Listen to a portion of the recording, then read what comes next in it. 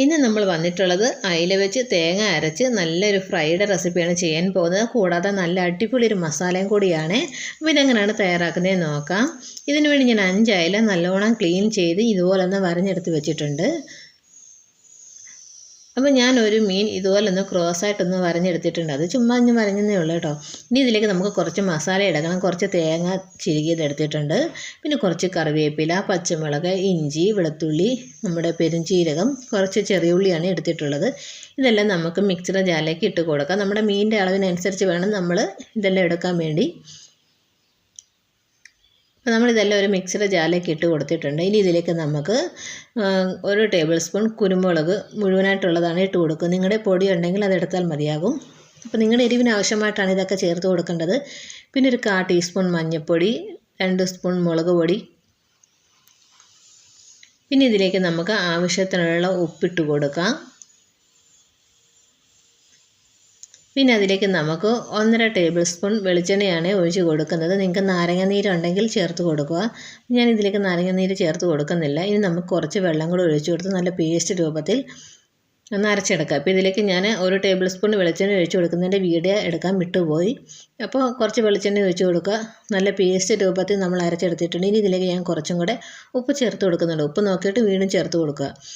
നന്നായിട്ട് മസാല എല്ലാം പുരട്ടി നമുക്ക് ആ മീനിലേക്ക് ഒന്ന് പുരട്ടി കൊടുക്കുക. ഇതുപോലെ എല്ലാ ഭാഗത്തും നന്നായിട്ടൊന്ന് പുരട്ടിയെടുക്കണം. നമ്മൾ മീനിലേക്ക് മസാല ഇട്ട് കൊടുക്കുമ്പോൾ മേളിൽ നിന്ന് താഴോട്ട് മസാല പുരട്ടരുത്. മീനിൻ്റെ വാലിൽ നിന്ന് മേപ്പോട്ട് മസാല പുരട്ടാമെങ്കിൽ എല്ലാ ഭാഗത്തും നല്ല ക്ലിയറായിട്ട് നമുക്ക് മസാല പുരട്ടിയെടുക്കാം.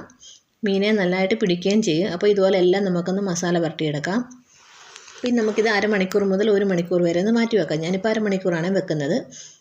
നിങ്ങൾക്ക് 1 മണിക്കൂറാണെങ്കിൽ ഫ്രിഡ്ജിൽ വെച്ച് കൊടുത്താൽ മതി. ഇനി ഇത് ഫ്രൈ ചെയ്യാൻ വേണ്ടി ഞാനൊരു പാനിലേക്ക് കുറച്ച് വെളിച്ചെണ്ണ ഒഴിച്ച് കൊടുത്തു. എന്നിട്ട് നമുക്ക് 3 തണ്ട് കറിവേപ്പില ഇതുപോലെ ഒന്ന് വെച്ച് കൊടുക്കാം. ഇനി നമുക്ക് മീൻ ഓരോന്നിട്ട് കൊടുത്തൊന്ന് ഫ്രൈ ചെയ്തെടുക്കാം.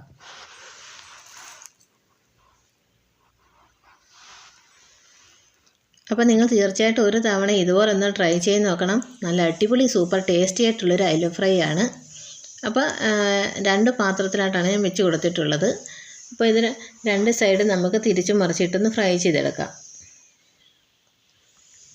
മീഡിയം ഫ്ലെയിമിൽ വേണം വെച്ച് കൊടുക്കാൻ വേണ്ടി. തീ കൂട്ടി കൊടുക്കരുത്. 2 സൈഡ് നന്നായിട്ട് നമുക്കൊന്ന് മൊരിച്ചെടുക്കാം. ആവശ്യത്തിന് ഓയിൽ ഒഴിച്ച് കൊടുക്കുക.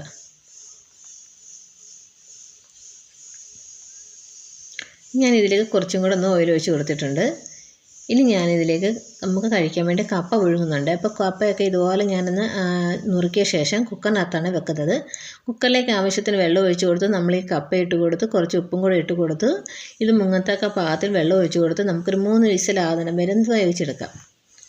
അപ്പോഴത്തേക്ക് നമ്മുടെ അയിലേക്ക് നന്നായിട്ടൊന്ന് മൊരിഞ്ഞ് വന്നിട്ടുണ്ട്. നമുക്ക് വേറൊരു പാത്രത്തിലേക്ക് മാറ്റാം. 2 സൈഡ് നന്നായിട്ട് നമ്മളൊന്ന് മൊരിയിച്ചെടുക്കണം.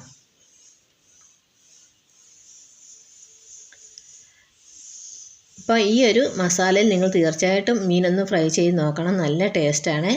ഇനി ആ പാനിലേക്ക് നമ്മൾ കുറച്ച് ഓയിൽ വേണമെന്നുണ്ടെങ്കിൽ ചേർത്ത് കൊടുക്കാം. അല്ലെങ്കിൽ നമുക്ക് കുറച്ച് സവാള ഇതുപോലെ ഇട്ട് കൊടുത്ത് നന്നായിട്ട് നമുക്കൊന്ന് വഴറ്റിയെടുക്കാം. നല്ല സോഫ്റ്റായി വരുന്നിടം വരെ, നല്ല ബ്രൗൺ നിറായി വരുന്നിടം വരെ ഒന്ന് വഴറ്റിയെടുക്കാം.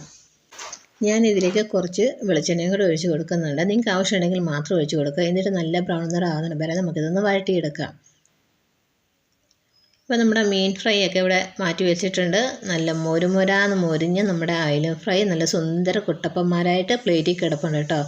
ഇനി നമുക്ക് ഇതിലേക്ക് നമ്മൾ മീനെടുത്ത അരപ്പില്ലേ, മീൻ നമ്മൾ തേച്ച് കൊടുത്ത അരപ്പിൻ്റെ ബാക്കി കുറച്ചുണ്ടായിരുന്നു. അത് ഇതിലേക്ക് നമുക്ക് ആവശ്യത്തിന് ഇട്ട് കൊടുത്ത് പിന്നെ അത് ഒന്ന് മിക്സ് ആകാൻ വേണ്ടി കുറച്ച് വെള്ളം കൂടി ഒഴിച്ച് കൊടുത്ത് നന്നായിട്ട് നമുക്ക് ഈ ഒരു മസാല മൂപ്പിച്ചെടുക്കാം.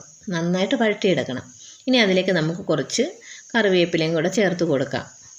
പിന്നെ ഉപ്പ് വേണം നോക്കിയിട്ട് ഉപ്പ് ചേർത്ത് കൊടുക്കാം. നമ്മൾ ഈ മസാലയ്ക്ക് ഉപ്പ് ചേർത്ത് കൊടുത്തിട്ടില്ലായിരുന്നു. പിന്നെ നമ്മൾ മീൻ പുരട്ടാൻ നേരത്തുള്ള അരപ്പേ ഉപ്പിട്ട് കൊടുത്തിട്ടുണ്ടായിരുന്നു. അതൊക്കെ നോക്കിയിട്ട് വേണം ചേർത്ത് കൊടുക്കാൻ വേണ്ടി. പിന്നെ അതിലേക്ക് കുറച്ച് ഗരം മസാലയും കൂടെ ചേർത്ത് കൊടുക്കുന്നുണ്ട്. പിന്നെ നമ്മൾ പറഞ്ഞ പോലെ കറിവേപ്പില ഇട്ട് കൊടുത്തു. നല്ലതുപോലെ നമുക്കിതൊന്ന് വഴറ്റിയെടുക്കാം. നമ്മുടെ കുക്കർ കപ്പയൊക്കെ വെന്ത് വന്നിട്ടുണ്ട്. 3 വിസിലായി വന്നിട്ടുണ്ട്. കുറച്ച് വെള്ളം കളഞ്ഞ ശേഷം ഞാൻ ഈ ഒരു പാത്രത്തിലേക്ക് ഊറ്റിയെടുക്കുന്നുണ്ട്. നല്ല സോഫ്റ്റോട് കൂടി ഈ ഒരു കപ്പ വെന്ത് വന്നിട്ടുണ്ട്. അപ്പോൾ നിങ്ങളുടെ കപ്പയുടെ വേവിനനുസരിച്ച് വേവിച്ചെടുക്കുക. ഇനി നമുക്കിതങ്ങോട്ട് മാറ്റി വെക്കാം. ആ സമയം കൊണ്ട് നമ്മുടെ മസാലയൊക്കെ നന്നായിട്ടൊന്ന് മൂത്ത് വന്നിട്ടുണ്ട്. ഇനി അതിലേക്ക് നമുക്ക് തക്കാളി അരിഞ്ഞിട്ട് കൊടുക്കാം. ഒരു പഴുത്ത തക്കാളിയാണ് ഞാൻ ഇതിലേക്ക് ഇട്ട് കൊടുക്കുന്നത്. അപ്പോൾ നമുക്ക് 1 മിനിറ്റ് ഒന്ന് ഇളക്കിയെടുക്കാം. തക്കാളി നല്ലോണം വരേണ്ട ആവശ്യമൊന്നുമില്ല. ജസ്റ്റ് 1 മിനിറ്റ് ഒന്ന് ഇളക്കിയെടുത്താൽ മാത്രം മതിയാകും. എന്നിട്ട് നമുക്ക് ഈ ഒരു മസാല അങ്ങോട്ട് മാറ്റി വെക്കാം.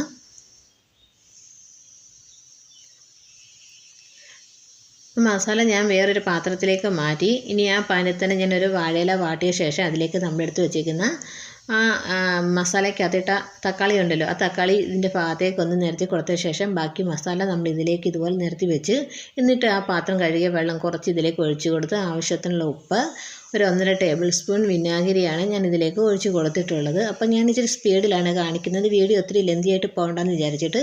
ഇനി നമ്മുടെ മീനിൻ്റെ ഫ്രൈ ഇതിലേക്ക് വെച്ച് കൊടുക്കാം.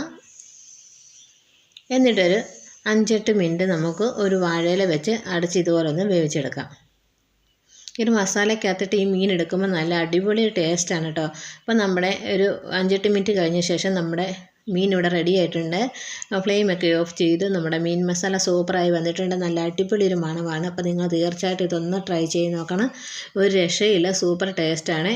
നമുക്കിത് കപ്പയുടെയും ചോറിൻ്റെ കൂടെയും എല്ലാത്തിൻ്റെയും കഴിക്കാൻ നല്ല അടിപൊളി ഒരു കോമ്പിനേഷനാണ്. അപ്പോൾ നിങ്ങൾ തീർച്ചയായിട്ടും ഇതൊന്ന് ട്രൈ ചെയ്ത് നോക്കുക. വീഡിയോ ഇഷ്ടപ്പെട്ടെങ്കിൽ ഫ്രണ്ട്സിനൊന്ന് ഷെയർ ചെയ്യുക, ലൈക്ക് ചെയ്യുക.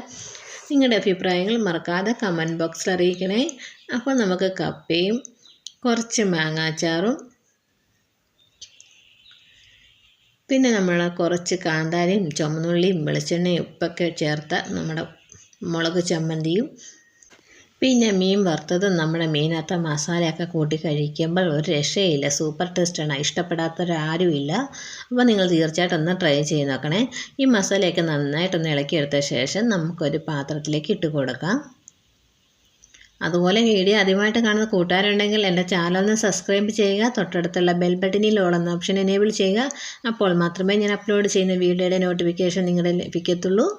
അപ്പോൾ അതാ നിങ്ങൾക്ക് കാണുമ്പോൾ തന്നെ അറിയാലോ, അടിപൊളി ഒരു കോമ്പിനേഷനാണ്. അപ്പം നിങ്ങളുടെ ഒരു കട്ടൻ കാപ്പിയും കൂടെ ഉണ്ടെങ്കിൽ അടിപൊളിയാണ്.